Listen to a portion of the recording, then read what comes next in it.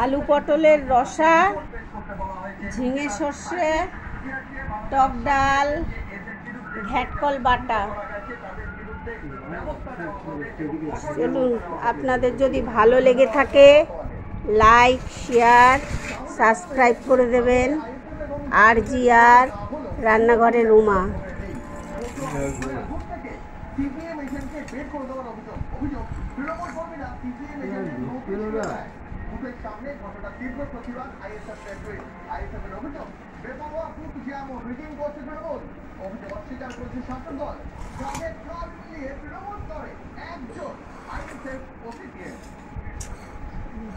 হয়ে গেছে তো, আবার কি বাস আসবে নরম হচ্ছে।